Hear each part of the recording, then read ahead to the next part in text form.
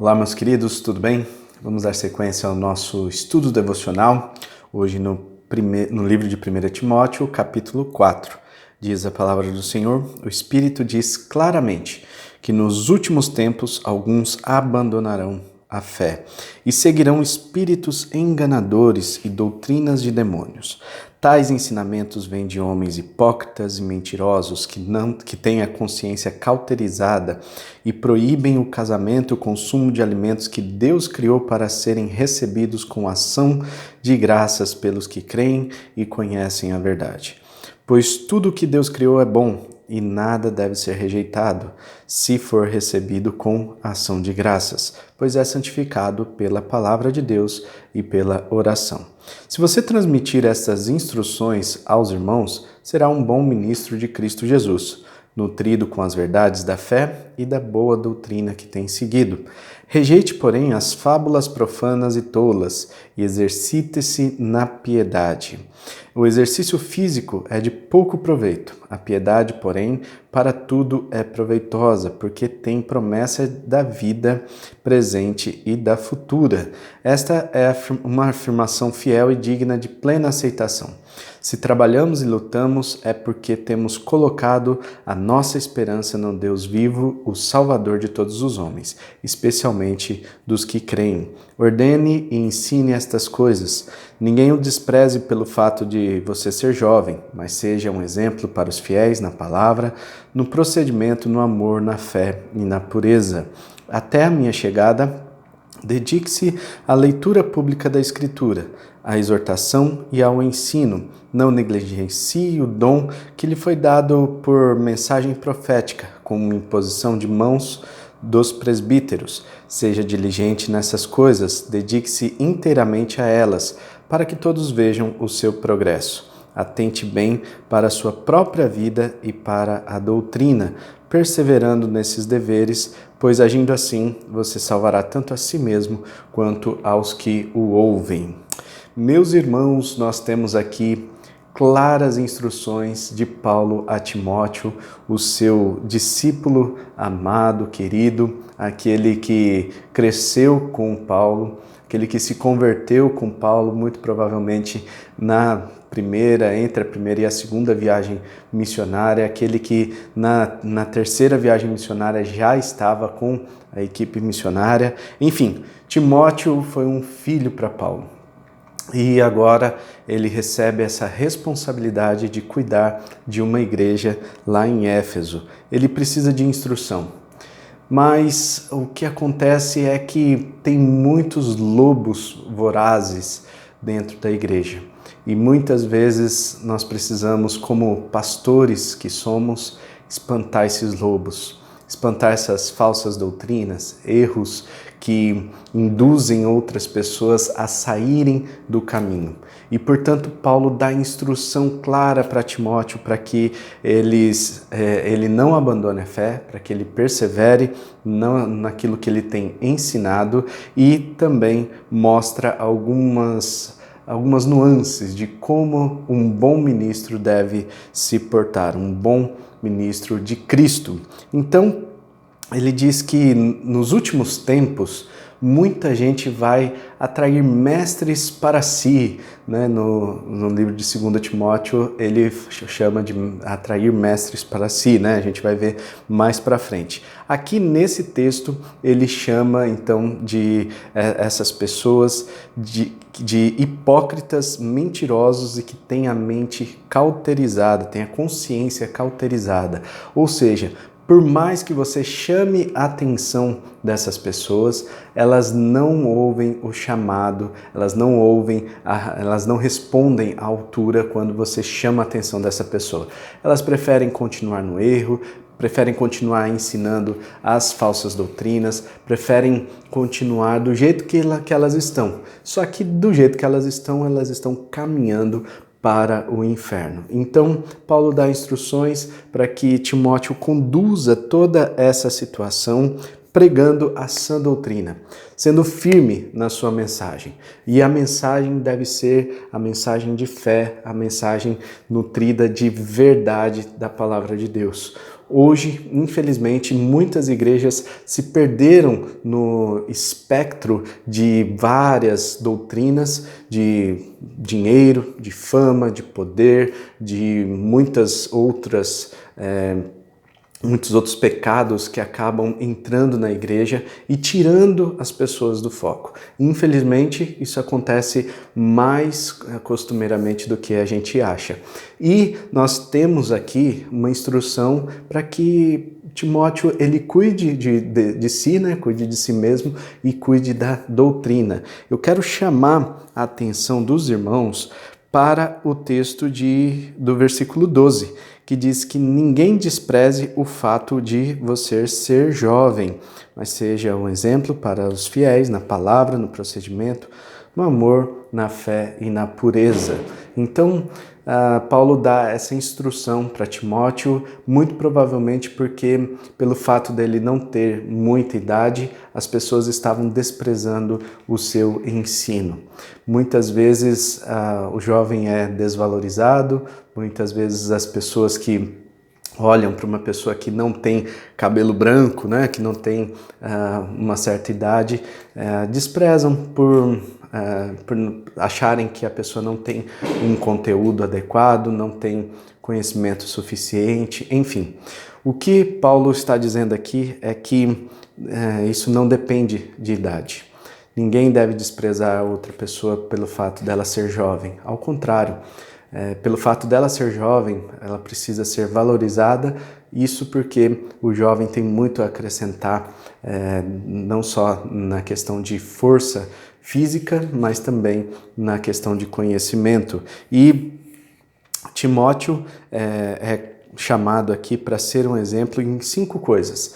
Na palavra, então, para ser um bom exemplo aqui, né? Timóteo precisaria ter um vocabulário bom, uma pessoa que fala coisas boas, uma pessoa que seja modelo para os crentes, né? Modelo para os fiéis em todas as coisas que fala. Afinal, a nossa fala é algo essencial, né? O peixe morre pela boca e o ser humano também, né? Então, nós precisamos tomar muito cuidado com aquilo que nós falamos. Palavras podem abençoar e podem amaldiçoar as pessoas. Então, que da nossa boca saia apenas palavras de bênção, palavras que vão edificar outras pessoas. Paulo chama a atenção de Timóteo para que ele seja um modelo na questão da palavra, para que Timóteo falasse apenas as coisas que iriam edificar outras pessoas. Ser exemplo também no procedimento ou na conduta. E isso é muito importante porque aquilo que nós falamos é testificado por aquilo que nós fazemos. Então, e nós fazemos aquilo que nós somos, né? Então, tudo isso está interconectado. E a gente precisa entender que o bom exemplo fala mais do que 1000 palavras. Então, nós precisamos ser bons modelos, bons exemplos para outras pessoas, também na nossa conduta, no nosso procedimento, que seja uma conduta de santidade, uma conduta correta em todas as situações. Devemos ser modelo também, assim como Timóteo já era, no amor. Devemos amar ao próximo como a nós mesmos, amar todas as pessoas, independentemente de raça, sem fazer acepção, né? Independentemente de situação financeira. Enfim, nós precisamos praticar o amor e devemos ser exemplos nessa prática do amor. E isso vai, com certeza, transformar a nossa realidade. Devemos ser exemplo na fé. A fé é um elemento essencial para que nós sejamos salvos, mas não apenas uma fé que está na nossa mente, mas uma fé operosa, uma fé que trabalha, né? Como o Tiago diz, uma fé sem obras é morta, então uma fé que nos leva a produzir algo. Então que sejamos exemplos, modelos para os fiéis também nessa questão da fé. E por último, diz que que Timóteo precisava ser modelo também na pureza.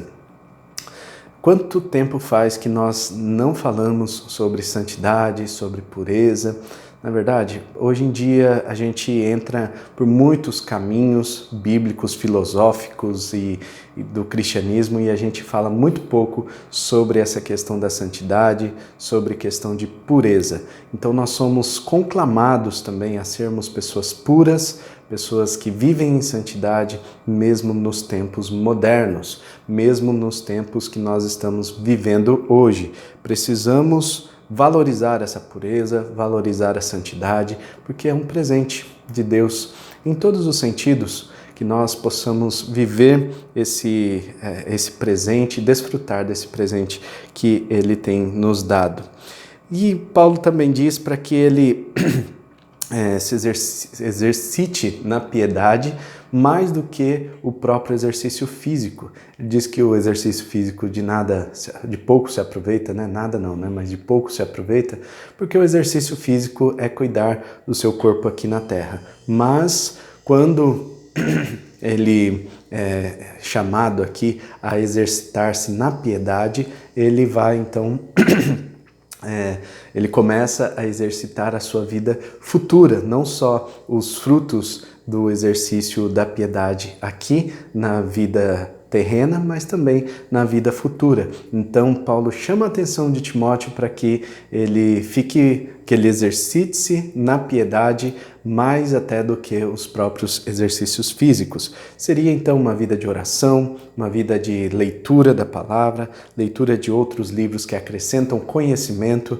para que ele seja um bom pastor, um bom pregador, e para que ele não despreze também a mensagem, não negligencie o dom que lhe foi dado por mensagem profética com imposição de mãos dos presbíteros. Então, ele recebeu esse dom por meio de uma profecia, muito provavelmente alguém colocou as mãos sobre ele, impôs as mãos e orou em Timóteo, abençoando para o ministério pastoral, que ele não desprezasse, não negligenciasse esse dom que foi dado a Timóteo.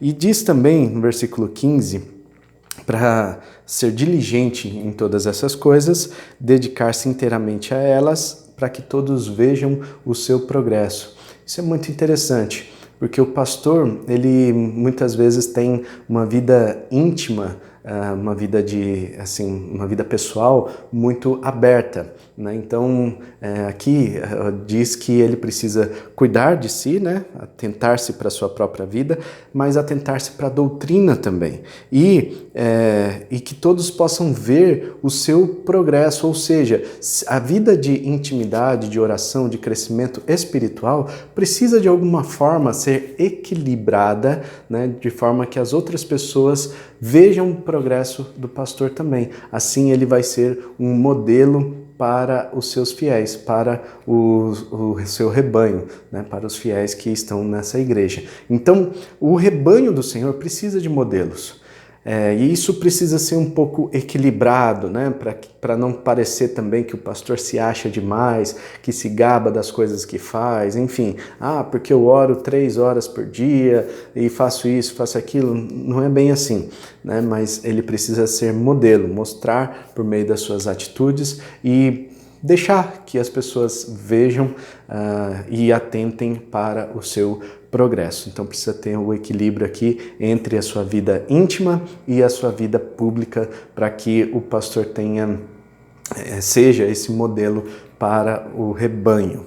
Irmãos, todos nós somos chamados a ser modelos, né? O evangelho ele é expandido por meio daquilo que nós vivemos, não apenas do que nós falamos, mas precisa ter um equilíbrio entre o que nós falamos e o que nós vivemos.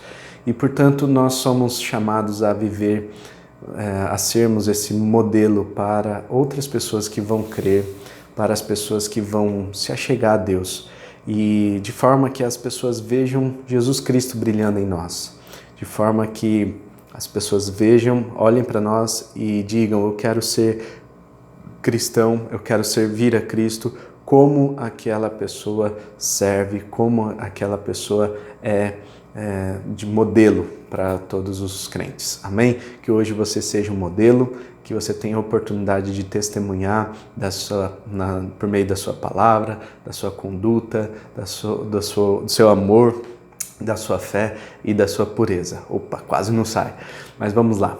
Vamos orar então? Pai, muito obrigado por essa palavra. Quero pedir que o Senhor abençoe o nosso dia hoje, que o Senhor nos dê oportunidades de testemunhar da sua verdade. Que em nome de Jesus nós possamos ser bons ministros do Senhor, pessoas que realmente pregam a verdade do seu evangelho e que o Senhor nos ajude nessa caminhada, Pai. É um grande desafio, não apenas para os pastores, mas também para aqueles que um dia declararam a sua fé em Ti, Pai. Que em nome de Jesus o Senhor dê todo o apoio que nós precisamos para que possamos continuar firmes, perseverando nos caminhos do Senhor. Em nome de Jesus que nós oramos. Amém e amém. Amém? Deus abençoe a todos e fique atento aos próximos vídeos. Vamos continuar postando aqui as nossas séries devocionais todos os dias a partir das 5 da manhã, tá bom? Deus abençoe, tamo junto, até mais. Tchau.